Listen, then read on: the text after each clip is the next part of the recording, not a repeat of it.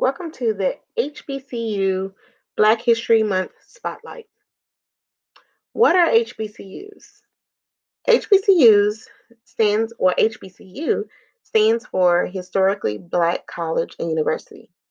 So a school is designated as an HBCU when they are institutions of higher education in the United States that were established before the Civil Rights Act of 1964 with the intention of primarily serving the African American community. So HBCUs, in a nutshell, were open for African American students who had historically been denied access to predominantly white institutions. And so any school that was open before 1964 for that purpose is now determined to be an HBCU. Doesn't mean that only Black students can go there. It just means they were open for the purpose of um, serving Black students in the past. So here's just some stats about HBCUs. There are 101 HBCUs located in 19 states, the District of Columbia, and the U.S. Virgin Islands. Of the 101 HBCUs, 51 are public institutions and 50 are private institutions. And what does that mean? It means that the public institutions are state funded. The private ones, which tend to have a slightly higher tuition, are private schools that operate solely on student tuition and donors. HBCUs make up 3% of the country's colleges and universities, but they produce almost 20% of all African American graduates. So 20% of all the students, Black students that graduate from college, went to an HBCU. Then, when we look at STEM graduates and the STEM degree, STEM stands for science, technology, engineering, and math.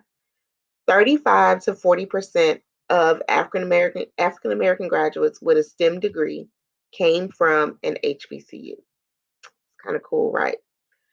Um, 8 HBCUs were among the top 20 institutions, and when they say top 20, that means all types of universities across the country, PWI, which stands for predominantly white, and HBCUs. 8 of them were among the top 20 of all types of schools to award the most science and engineering bachelor's degrees to Black graduates from 2008 to 2012.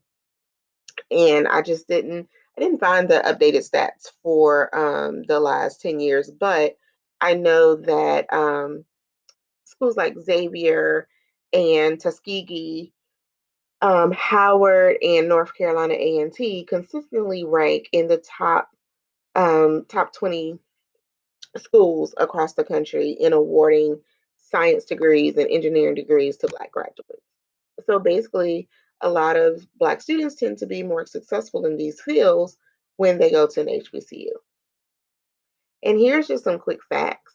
So, did you know that HBCUs are responsible for 75% of Black PhDs, 46% of Black business executives, 50% of Black engineers, 80% of Black federal judges, 85% of Black doctors, 50% of Black attorneys, 75% of Black military officers, 40% of Black dentists, 50% of Black pharmacists, and 75% of Black veterinarians.